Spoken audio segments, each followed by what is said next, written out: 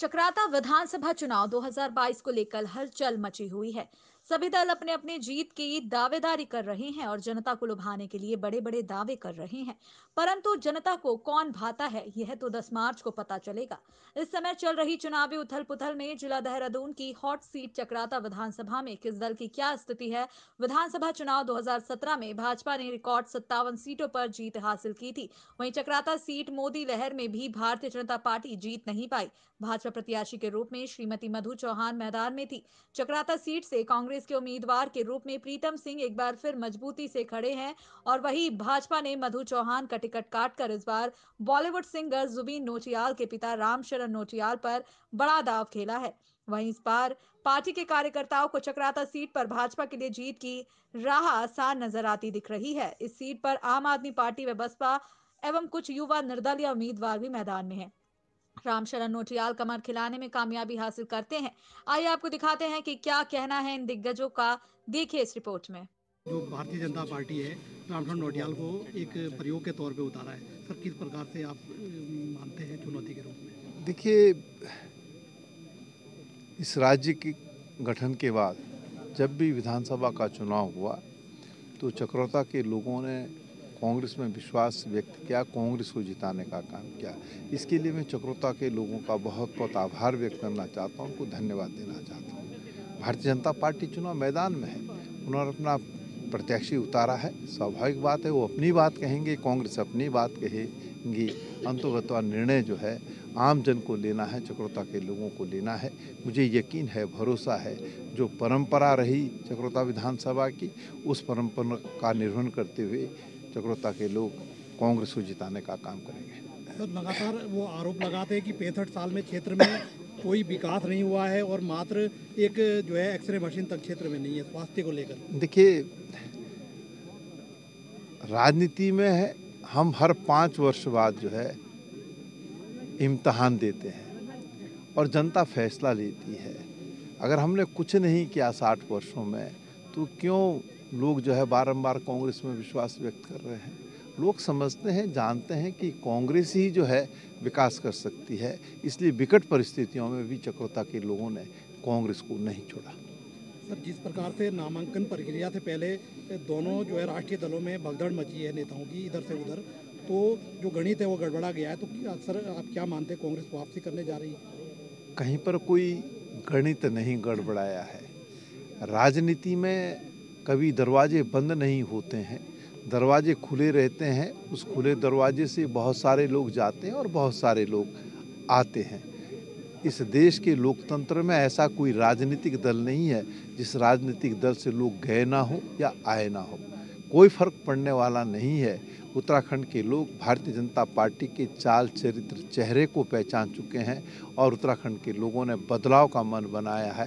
कांग्रेस प्रचंड बहुमत के साथ 2022 के इस चुनाव में सरकार बनाने जा रही है। सर, जौनसार बावर चक्राता विधानसभा के साथ साथ प्रदेश का जो है भार भी आपके कंधों पे है, तो क्या मुद्दे रहेंगे जनता के बीच में? नहीं, देखिए, मैं तो आभारी हूँ चक्रोता के लोगों का कि चक्रोता के लोगों ने बारंबार कांग्रेस को जिताने का काम किया और राष्ट्रीय नेतृत्व ने चक्रोता के लोगों के दृढ़ निश्चय को देखते हुए, कांग्रेस में आस्था को देखते हुए मैं उनका भारतीय जनता पार्टी ने सिपाही के रूप में मुझे यहाँ भेजा है।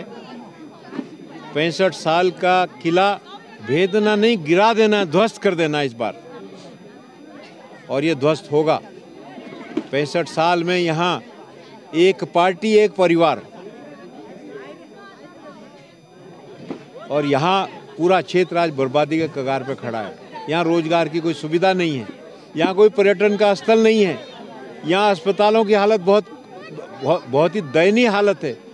पूरे 1135 किलोमीटर के इस भूभाग पर एक एक्सरे की मशीन नहीं है 75 साल की आज़ादी के बाद।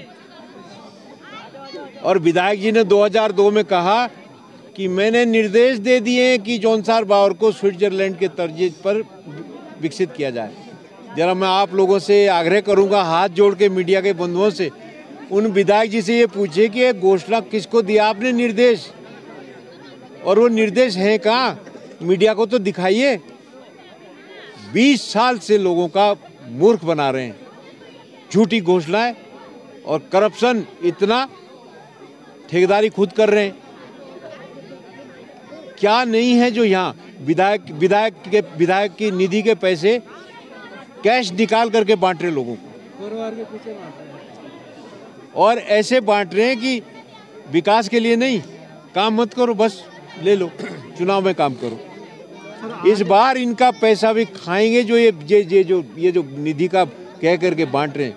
वोट कोई देने को यहाँ तैयार नहीं है, इस बार सब उखाड़ने को तैयार बैठे हैं। सर, एक सवाल ये भी है कि अभी जब टिकट बंटवारे को लेकर काफी जो भाजपा के जो कार्यकर्ता है काफी आक्रोश में है, नाराजगी है, तो क्या उनकी नाराजगी दूर करने की कोशिश की जाएगी? अभी आपके सामने हैं और सभी लोग चुनाव प्रचार में आएंगे, मैडम भी आएंगी, कार्यकर्ता सब लग गए हैं। देखिए, जब ये हर पार्टी में हर सीट पर ऐसा है कि जब 4 कैंडिडेट 5 कैंडिडेट होते हैं तो कुछ लोग आत्मीयता से कैंडिडेट से जुड़े होते हैं, तो कैंडिडेट उनके अपने प्रत्याशी को जब देखिए, मैं ये जानता हूँ कि जो 2 मुख्य मेरे अलावा जो 2 मुख्य प्रभावी लोग चुनाव लड़ रहे हैं, जो करोड़पति हैं, मैं तो रोडपति हूँ, वो करोड़पति हैं।